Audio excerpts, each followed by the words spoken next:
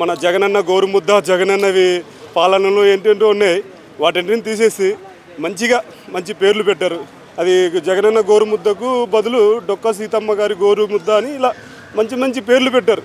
కానీ ప్రభుత్వం వచ్చాక చాలా అరాచకాలు జరుగుతున్నాయి. అంత మంటలు మానభంగాలు అనేటివి జరుగుతాయి. ఏ విధంగా జరుగుతాయి అంటే మనిషిలో మానవత్వం లేనప్పుడు, మనిషిలో మార్పు లేనప్పుడు ఏం చేయలేం.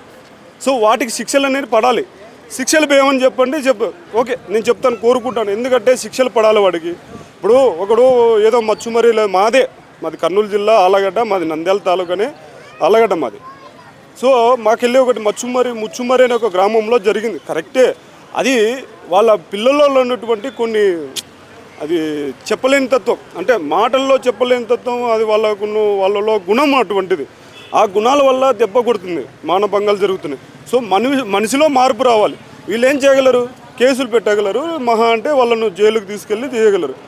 సో మానభంగాలు జరుగుతున్నాయంటే దానికి ప్రభుత్వం కారణం కాదు, మనిషిలో మానవత్వం మారాలి, మానవత్వం రావాలి, మంచితనం రావాలి. ఓకే, పవన్ కళ్యాణ్ గారు ఇప్పుడు సినిమాలు ఉన్నాయి, ఆయన సినిమాలో ఉంటే బాగుంటుందా, రాజకీయాలు అన్న తప్పనా? రాజకీయం కావాలి, సినిమా కావాలి. ముఖ్యంగా 10 సంవత్సరాల నుంచి అష్ట కష్టాలు ఎంత క్రిటికల్గా రాజకీయాన్ని నడిపించుకుంటూ వచ్చాడు. ఇవాళ ఉప ముఖ్యమంత్రి అయినాడని చెప్పేసి సినిమా మానుకుంటే అభిమానులు ఏం సహించరు.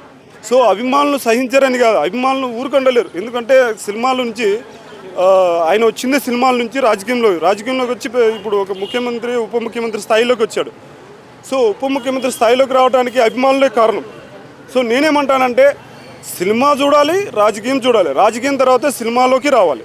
సినిమాలకు ఎలా రావాలంటే ఇప్పుడు మన సీనియర్ ఎన్టీఆర్ అయినటువంటి తెలుగుదేశం అధినేత సీనియర్ ఎన్టీఆర్ కూడా ముఖ్యమంత్రి అయిన తర్వాత సినిమాలో నటించాడు. ఈ విధంగానే ఆ విధంగానే పవన్ కళ్యాణ్ కూడా నటించాలని కోరుకుంటున్నాను. సో సినిమాలు కొన్ని ఉన్నాయి, వాటిని ఫిలప్ చేసేసి వాటిని రిలీజ్ చేయవలసిందిగా నేను ఒక అభిమానిగా కోరుకుంటున్నాను. అంటే అవి ఉన్నాయి కాకుండా అండర్ ప్రొడక్షన్లో ఉన్నాయి చేయమంటున్నారు. కొత్త సినిమాలు కూడా చేయాలనుకుంటే అది కూడా ఇంట్రెస్టే. కొత్త సినిమాలన్నీ తను ఖాళీ చూసుకొని, తన వీలు చూసుకొని కొన్ని సందర్భాల్లో ఆయన చేస్తాడు.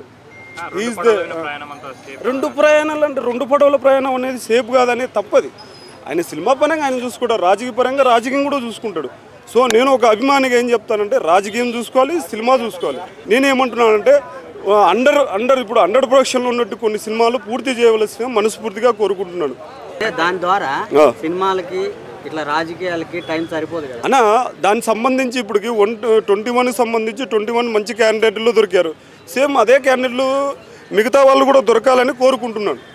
మిగతా వాళ్ళు కూడా 175కు 170 మెంబర్స్ దొరకాలి. 175 క్యాండిడేట్కు 175 క్యాండిడేట్ మంచి క్యాండిడేట్ దొరకాలి. సో ఆ విధంగా దొరికితే ఆయన కూడా పోటీ చేస్తాడు. నెక్స్ట్ 5 years తర్వాత, after 5 years you can do that. అంటే చేయాలనుకుంటున్నాను.